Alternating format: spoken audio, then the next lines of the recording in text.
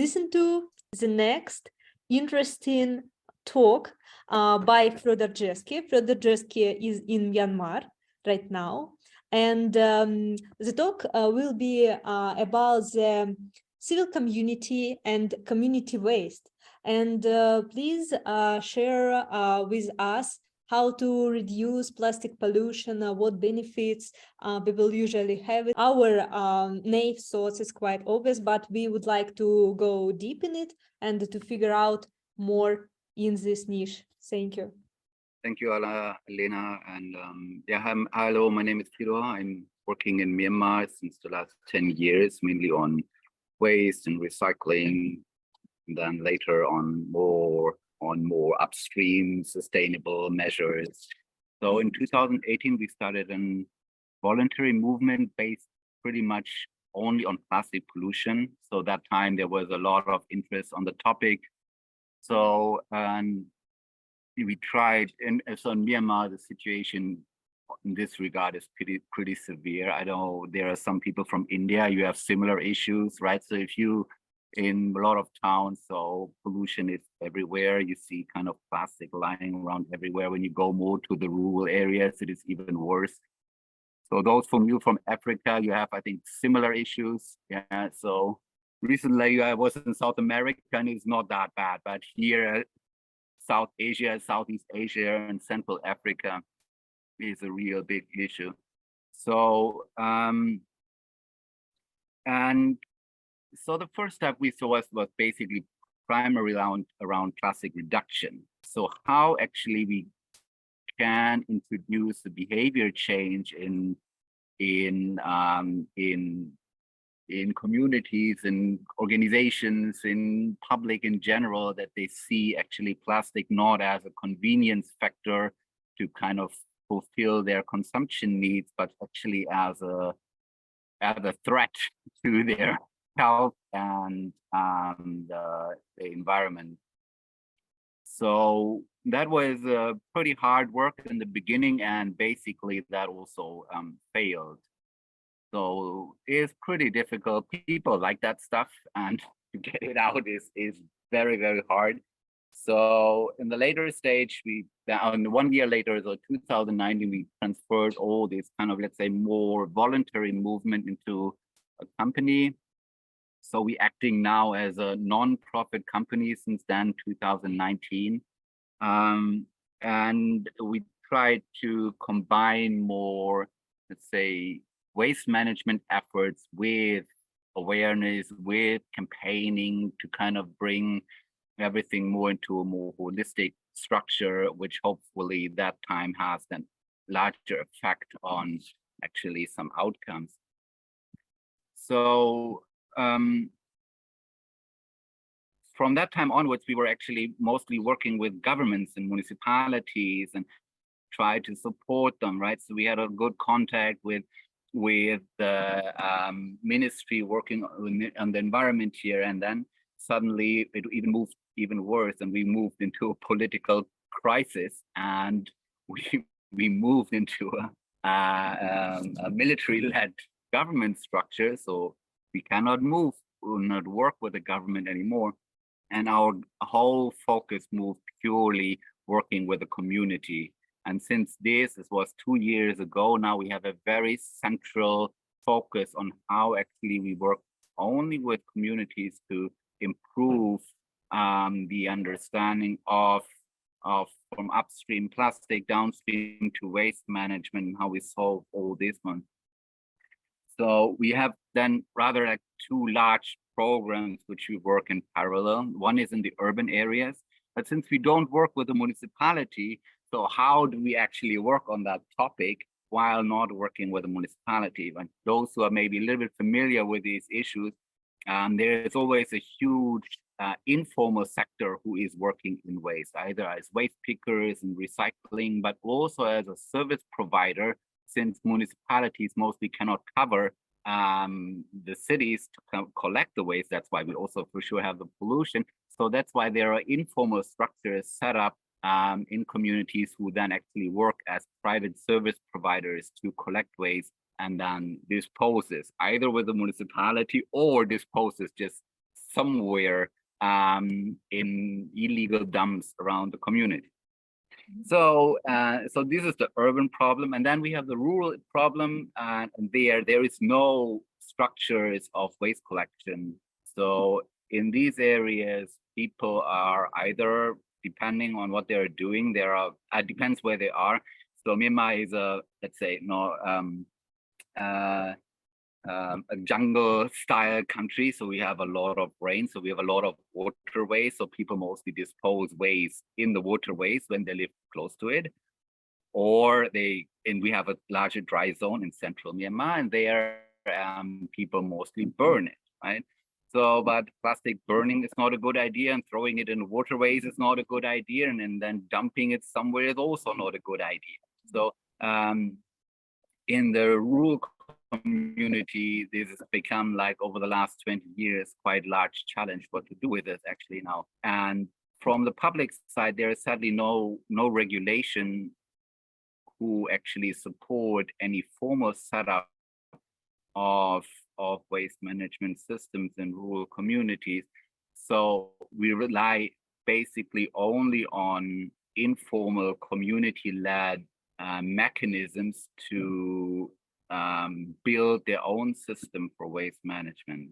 So, and that is what we are then basically doing. So we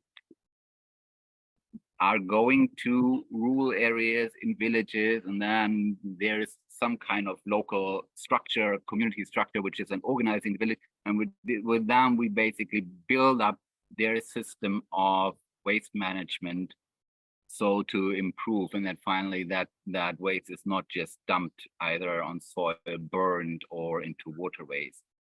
So these are the basic structures where we are working with. The sad thing is, when you work on waste management, you don't work on plastic pollution, on the real problem anymore. So the more you work downstream, then you lose a little bit perspective of upstream. So reduction, so changing behavior in the way that people see that they should not use these kind of products, so plastic, became very complicated.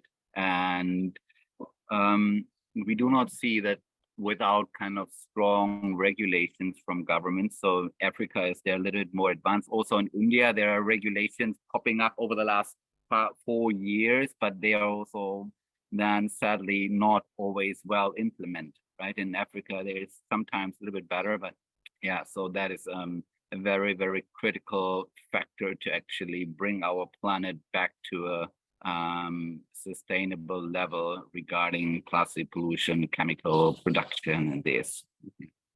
Thank you very much, dear Friedor. I like your style of explanation of difficulties. I like that you have a complex vision about the lack of awareness about the plastic reduction, from the one side, from personal education, and the governmental and different structural challenges from the other. So this complex creates such like a problem, how the very hard the lack of opportunities, the very hard style, or the impossibility at all to change the behavior. Yeah, I mean, to change the behavior, as you've said, it's really hard. And as a media production company, we create something like cartoons and films about the change in social behavior. And it's really, right now we are creating a song about the smoke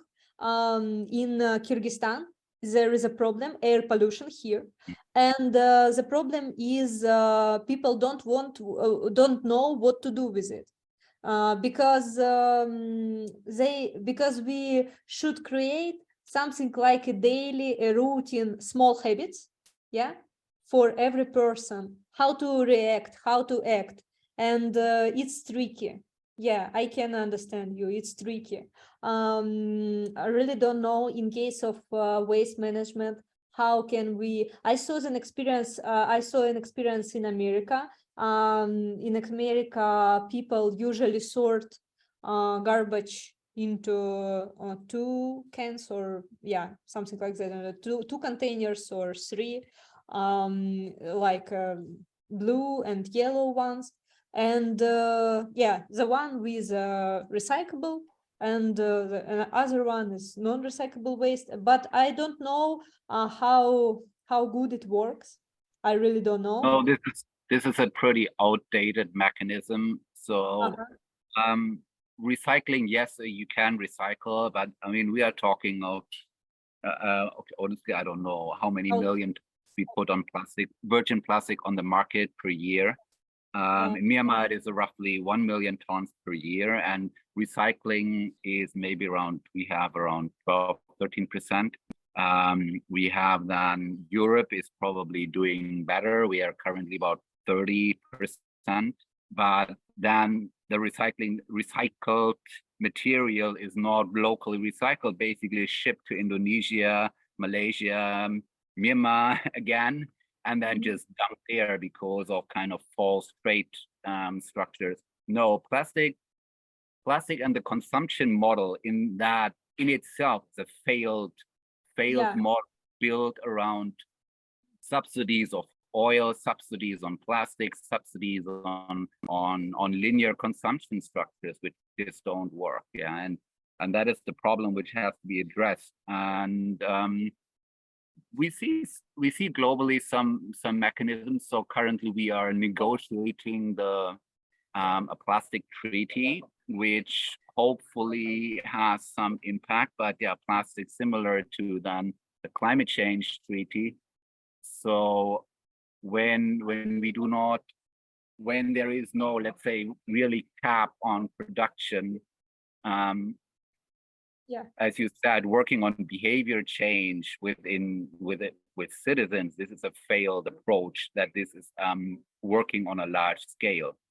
That is important to kind of push for change, but it is not in the end anything which works on a long run. So there need to be hard policies, and they need to come from the top, and they need to come pretty soon. So that is where we are. Yeah, got it. Actually, I will say one more thing in the waste management system. Actually, I went to one place in India. Then I saw that the waste, the chicken feather. So after after we are eating the chicken, after the usage of the after we are making the chicken, then the feather is wasted, right? So the people are using those feather, and people are take that feather and put it some kind of fertilization. Then they are using those feather as a yarn. They are converting as a yarn. They are making as a fabric. That's called chicken feather fabrics. Got it? Yeah, I'm not talking about organic waste. Organic waste is not an issue, right? From any that's true. Right? That is true. Yeah, that is true. I just talking about the waste management system. The another kind of waste management system that people are doing. That just just for knowledge share. That's it.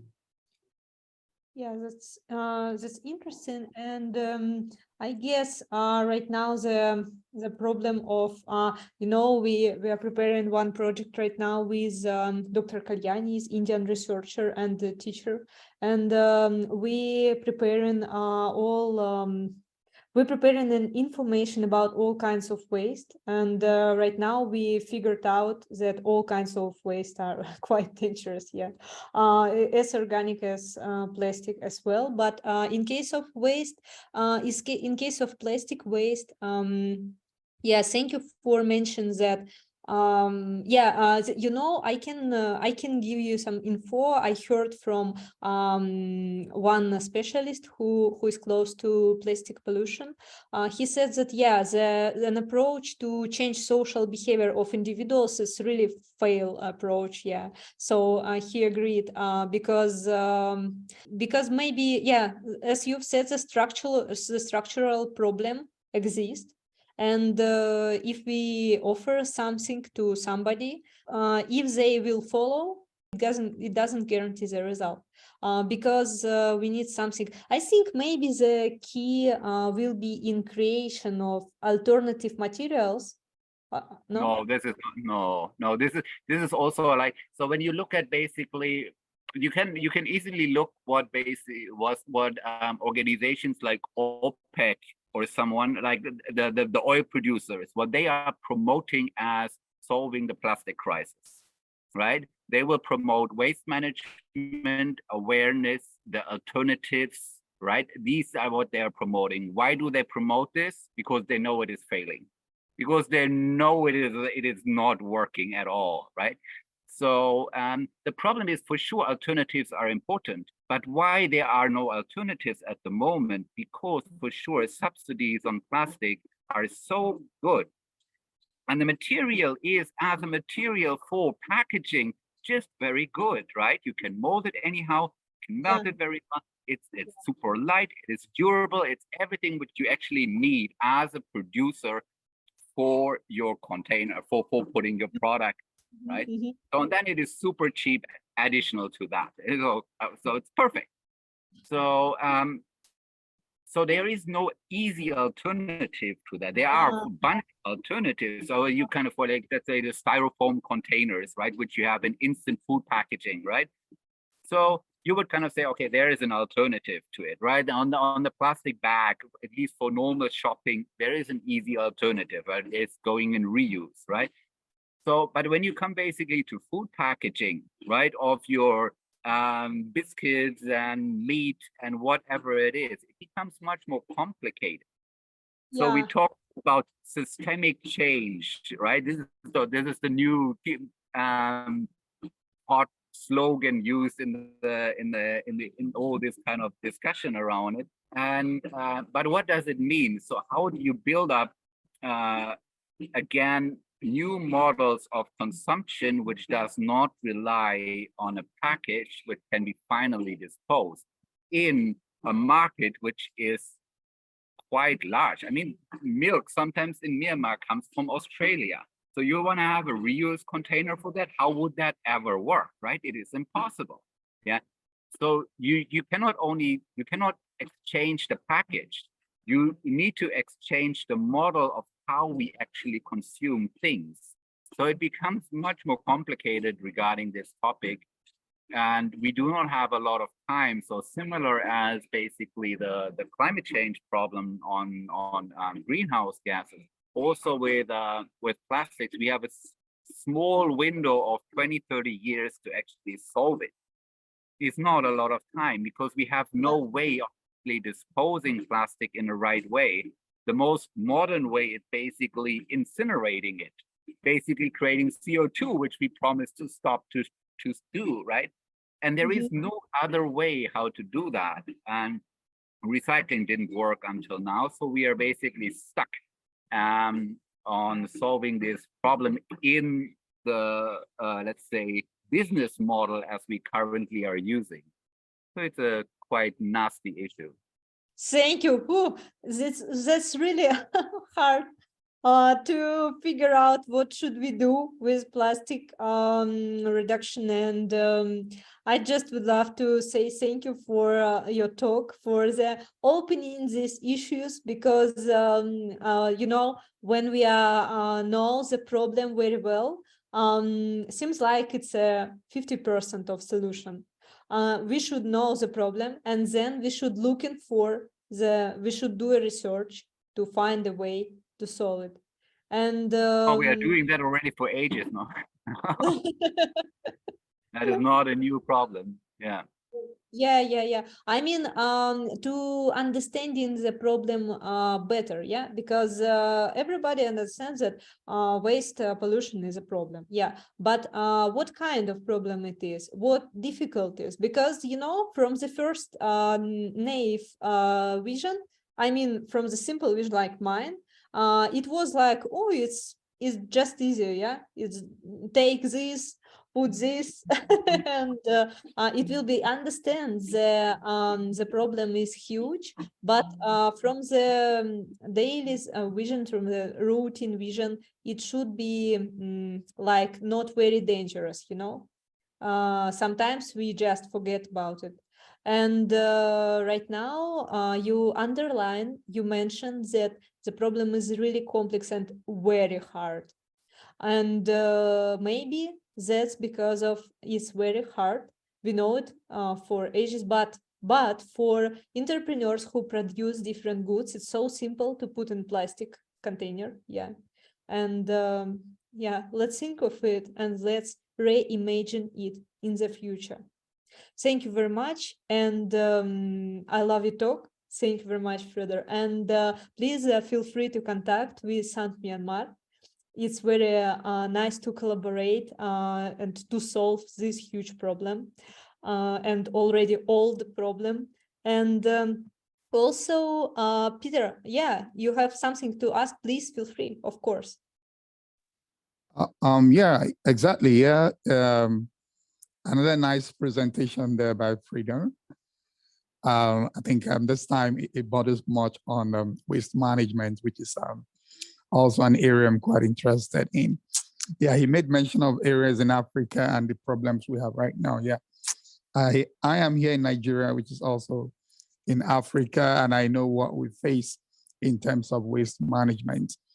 Yes, it's known to be a very key area that requires serious support and intervention, but I think we've not been getting it right over this time. And I think first is because of the absence of supporting legislation, so policies that will make things go right. And then government will, the will of the government, it's key here.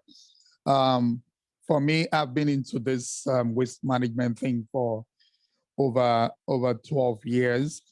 And I've tried different sectors, including the oil and gas company, where I worked ExxonMobil as a waste management lead. For company reasons, they have their own way of handling waste, but the municipal waste, generated in the open public, it's a very big problem managing it, and the government is not being nice. I will say this because here in Nigeria, we have 4 years for every administration. And then if you're bringing up a waste management plan that will run, and then you start achieving results in the 5th year, they'll just tell you they can't get into it because by the 4th year is rounding up. And if it is a revenue generating plan, they seem not to want to prepare something and get the next person come in and start profiting, getting benefits from it. I know what I've gone through trying to provide solution. I prepare blueprints for some of the government team on waste management to an extent where I need to specifically tell them how much revenue they can get. At some point, they got interested because of the revenue.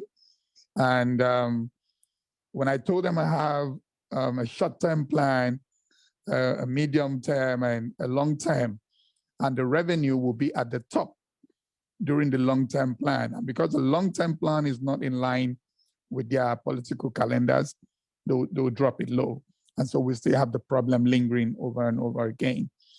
Of recent, they have now requested my support to come, to get total private participation, get the waste out, do my thing as PPP. And I told them, yes, I'll be ready to go, but the government also has to pay in something into the partnership.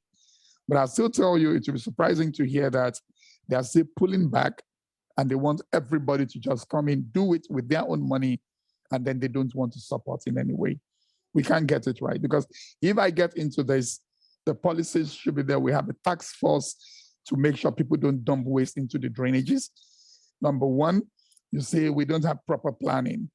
You only see nice buildings by the side of the road, but if you go in between these nice buildings to the back of the building, you see shanties, a whole lot of settlement that is not organized.